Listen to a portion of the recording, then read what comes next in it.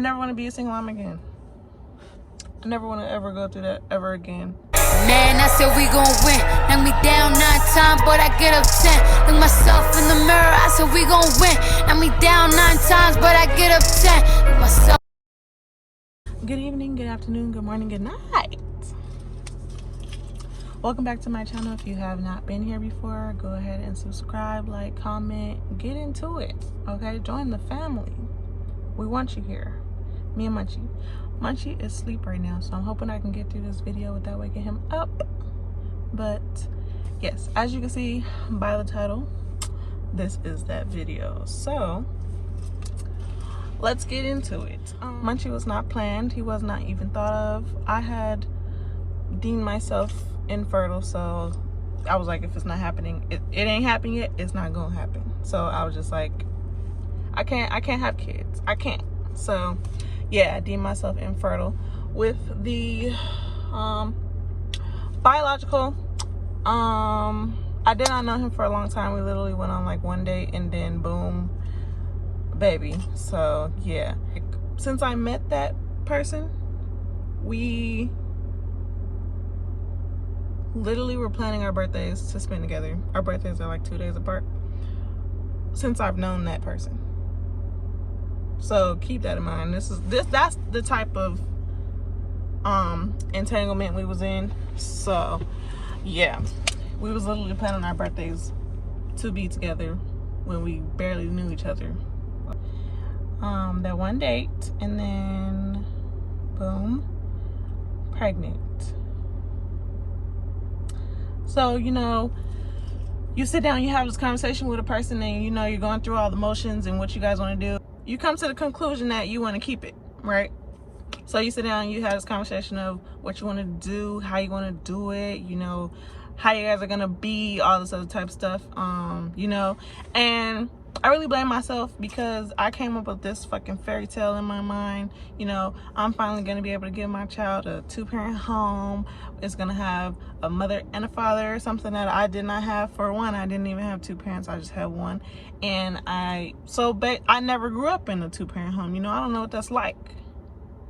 Okay, he does have 2 parents, they're just not together. So yeah, I was like, I get to have somebody, this is my first child, that's their first child, so I get to have we're gonna be in this together, like from start to finish. First doctor's appointments, first ultrasound, first baby kicks, first hiccups, first everything like that. You know, watch the belly grow, see what is changing, what is not, you know, go through mood swings, and have somebody who is there for you when you're crying, there for you when you need ice cream at 3 o'clock in the morning, there for you when your feet hurt, there for you when your back is on fire, there for you when you have to put your fucking shoes on, you know, stuff like that. And you have somebody there for you that's going to help you because, you know, this is y'all's first child, and these are things that they should want to do. But instead, you know, like I said, I created a fairy tale in my mind. That's my fault. And yeah, then moral of the story, you just really have someone who would literally rather be any other place with anybody else, drinking, smoking, partying around other people's kids, doing literally whatever, instead of being there with you, or trying to create a bond, or thinking that a bond really is not important until they get here. You know, you can't do much with the kid because they're not even in the universe, which is fucking crazy to me. But hey, you know, someone who literally shows no interest in doctor's appointments or events for the child, like gender reveals, baby showers, anything like that surrounding your fucking kid, right? Yeah. And then when you have to go through all of these things during COVID, it makes it so much fucking harder, because even if you did have somebody who wanted to be at the doctor's appointments, they really couldn't. But to me, I feel like if you really wanted to be there, just the presence of you being there physically should make you feel good, even if you can't come like into the doctor's office, like waiting in the waiting room. would be enough for you, you know, if you were on that mindset. But everyone's not there. Everyone's not there. So yeah, it's just like going through what two people are supposed to go through by your fucking self. And then I don't know if a lot of people notice this or if I'm just the only one, but pregnancy is the most loneliest time. I was so lonely. So that's the most I've been by myself in my whole life. In my whole freaking life. When you need someone there the most and no one's fucking there, you're by your fucking self all the fucking time, alone with your thoughts. Have to do everything by your fucking self. Everything. Figure it out.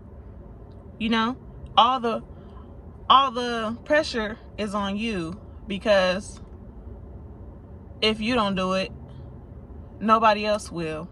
And the person that you're supposed to be doing it with could literally give a fuck if they help or not. They don't understand the importance of everything that goes on and what needs to be done in a timely fucking matter and stuff like that. So you're literally crunched for time, because 9 months, 10 or whatever you want to say, goes by really fucking fast. Or at least for me, it went by really fucking fast.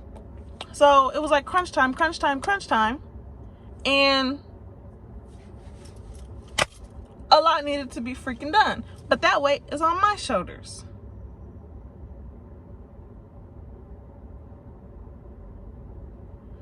I don't want to ever have to deal with a person that you literally cannot stand.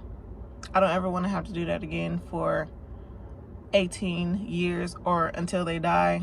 I don't want to do that. And I know that people be like, oh, well, you never know. You might find somebody who, you know, will be there and all that type of shit. Yeah, just like I thought the motherfucker was going to be here this time. And then I'm left with 2 broken households and 2 baby daddies. 2 kids without both parents in one household. Having to do this shit all on my own again. Going through postpartum by your fucking self. Waking up in the middle of the night by your fucking self. Making bottles. All the crying. All the changing diapers. Going to doctor's appointments. Carrying your child. Going to doctor's appointments after you just had a baby with no help.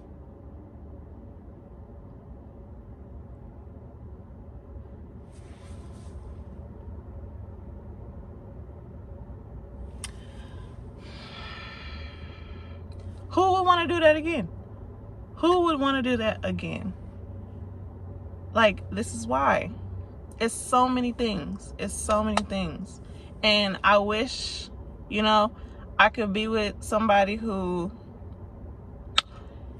you know, is a good person and would do right. Like maybe their parents raised them right or something. I don't know. But I personally do not want to take that risk. So I feel like they better come with their own kid. You have your kid and I have my kid, and we could be a blended family.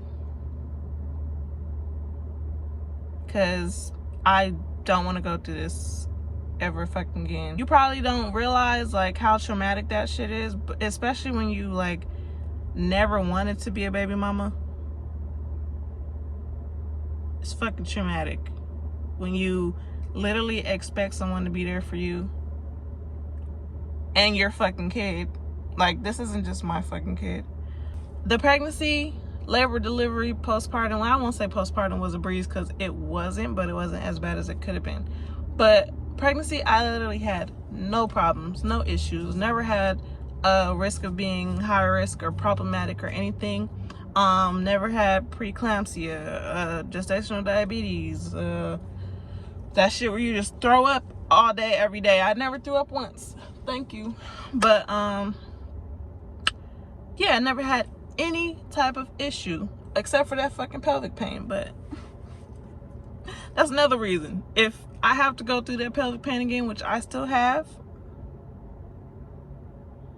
No, it's not the fact that I don't want more. I would have more. I love it.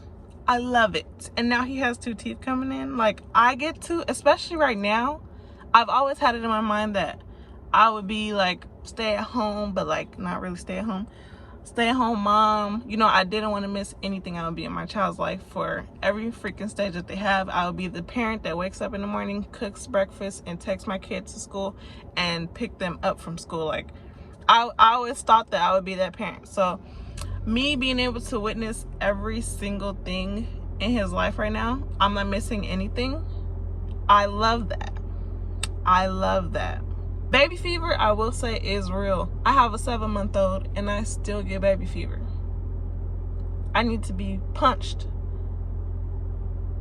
karate kicked, if you will, because he's already, like, in my head, he's gonna be 8 months next month, which means that in 4 months he'll be 1. Like, he's not a baby anymore. He's gonna be a freaking toddler. What? But yeah. So it's not that I don't like parenting. That's not the problem. The problem is I never want to be a single mom again. That's the problem. That's why I don't want it anymore. That's why I don't want it anymore. It doesn't matter if you're married, if you're in a long-term fucking relationship, if you're in a relationship with someone who just, you know, whispers sweet nothing. It doesn't matter. People who are married people be in marriages but still single parents. Don't let that go over your fucking head. They are married but still single mothers. So it doesn't matter. It doesn't matter. It doesn't matter. So like I said, if I ever feel the need to be with somebody's son, somebody dusty, raggedy, dirty son, he better come with his own kid, because I don't want to do it. I don't want to do it anymore. I don't want to do it. Yeah, that's my reasoning. If you can relate, or you have a story to tell that's similar to mine, go ahead and comment it down below. I would like to hear why you also don't want any more kids. We can relate, and we're on the same page, baby. I do not judge you. I don't judge you at all. But this situation has made me realize just how strong I am. And you strong too, baby. We're gonna be strong, independent, boss-ass single mommies forever. We're the best at what we do. And nobody can take that from you. I wish I had a trophy to give you. Here. just imagine that that's a trophy. So, it was so nice having you guys here, and I appreciate you guys sitting here and listening to me basically rant, but also give an explanation. So yes, I will see you in my next video. Bye.